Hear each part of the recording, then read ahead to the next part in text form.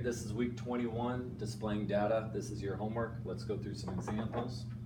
Question 1, this is the definition of a statistical question. It's any question whose answer could involve working with more than one data value. So we know it has to be a data value with numbers, and there has to be more than one. In each situation, determine whether it's statistical. Rachel asked her friends, how many minutes did you spend on homework yesterday? So that's a number of friends, yes, statistical. Yoko asked one of the boys on her team, for how many hours did you study for the test last night? This is going to give you a data value, but it's only one person, so no, that's not statistical. Raphael asked several students at his school, how many websites did you visit last night? Yes, several people, how many? So yes, that's statistical too. Okay, so if there's only one data value, it is not statistical. It needs to be more than one. Question 2. Lena wants to find the average height of students in this 12th grade at West High School, so she will use the height of 20 students in the 12th grade to find the average height. Answer the questions below. Which unit could be used to measure as a unit of measurement? So we're measuring height, so we're measuring length. So any of these that measure length, pounds is a length, ounces is a length, that's weight, centimeters is length, grams is not, inches is. So inches and centimeters would be units of length. Which of the following procedures would be the best way to find the average height? Randomly pick 20, measure the heights of 20 volunteers, ask for 20 volunteers. You don't want volunteers, so we're not going to do volunteers because you want it to be a random sampling, so it has to be one of these two. Randomly pick 20 students from the 12th grade and have them state their own heights. Well, they might be lying. Randomly pick 20 students from the 12th grade and measure their heights. Yeah, you do the measuring. Okay? So that's the answer to part B. Next question kind of goes along with that. A political campaign wants to estimate the number of adult residents who voted in the last city election. Which of the following surveys probably would best represent the entire adult population of the city? Okay, so we got 50 homeowners, 50 adult residents, 50 senior residents. Well, we're doing the best sampling of the entire, so we don't want to just do seniors. 50 homeowners, well, they own their home. Not everyone owns their home, so people that rent might vote differently. So just 50 adult residents are randomly selected from the city. This is our best one. 22 voted in the last election. So 22 out of 50 voted in the last election. 22 50ths. There are 17,100 adults who live in the city. So we know of means multiply. 22 50ths of 17,100. So I can do that calculation. This one is a calculator, which I'm going to use. 22 divided by 50 times 17,100 gives me 7,524. Gotta ask if my answer makes sense. This is about half of 17,000 is about 8,000. So yeah, that's pretty close. All right, moving on. Question 4. Amanda asked her classmates to choose their favorite flavor. She ended up with the tally table below. How many students chose vanilla? Okay, so I look at vanilla. Each tally counts as 1, so the answer to that is 7. Question 5.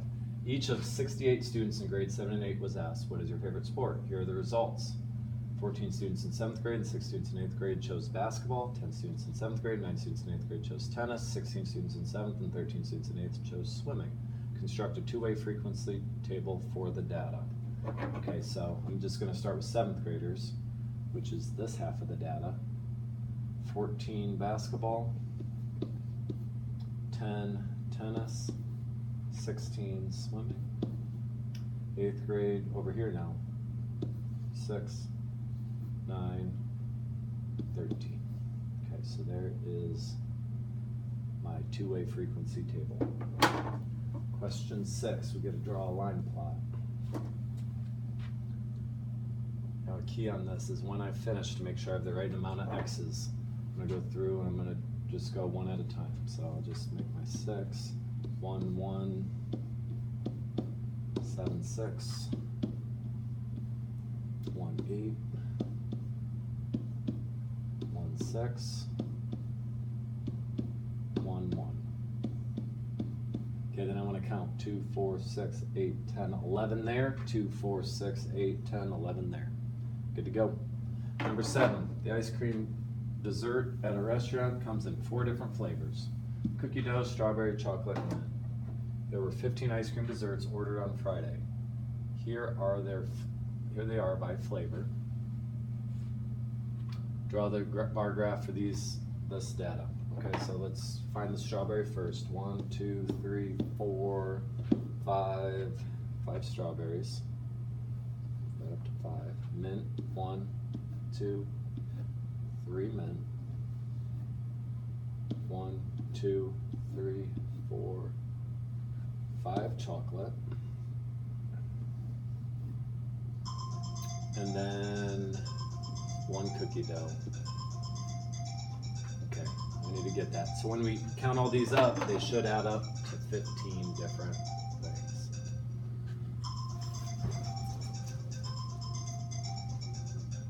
Okay, next question. A shoe repairs 5 types of electronic devices. The number of repairs for each device last week is shown in the bar graph. Use this bar graph to answer the questions.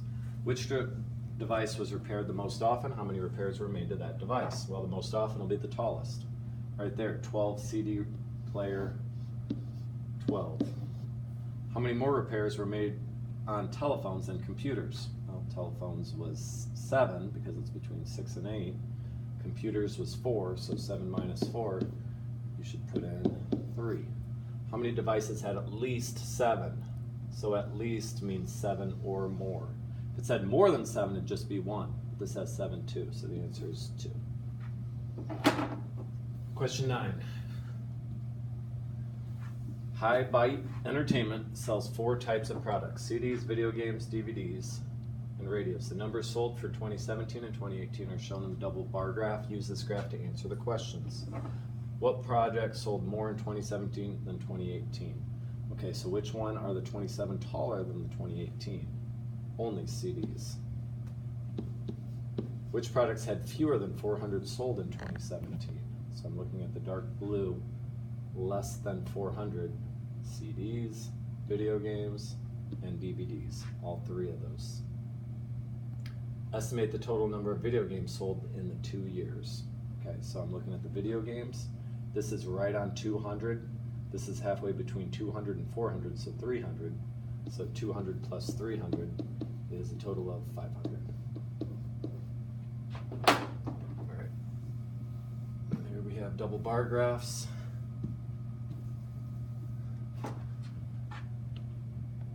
Number 10. Here are the shopping times and minutes for each of the 15 shoppers at a local grocery store. Complete the frequency table for the data, and then we're going to make a histogram of that. Okay, so again, I want to make sure I use all 15. Okay, so 18 to 22. There's 1, 2, 3, 4, between 23 and 27. 1, 2, 3, 4, 5, just 5. Between 28 and 32, there's 1, 2, 3. And then between 33 and 37, 1, 2, 3. So I should add these up and it should add up to 15. It does, so I'm good to go there. So now I construct it. So to construct it with that data, I'm just gonna go up 4, and then 5, and then 3, and then 3. That's how I construct it. Okay, get near the end. Table below shows the number of cyclists that used bikes trails last month. Now each one equals 50. Gotta make sure we look at our key here. How many cyclists use the lakefront trail? 1, 2, 3, 4, 5, 6. 6 times 50, 300. How many more cyclists use the hillside trail than the forest trail? Well, we said there were 300 there. And there were 1, 2, 3, 4, 5 times 50 is 250. 300 minus 250 is 50. Or we can see it's just one more. See that? So that's 50. The stem and leaf plot below shows 14 students in Mrs. Yang's history class, their test scores. Now how to read this. 5/3 means 53. How many students scored in the 60s? We have a 61, 64, so 2 students. What was the lowest score in the 70s? Here's my 70s. There's a 71, 72, 74, 75. The lowest is 71. What was the highest score overall? Well, I'm going to go down to the 90s. 99 is the best score, no hundreds. Pretty good score there. All right, I think that's it. Yep, that's your homework for this week. Good luck. Do your best.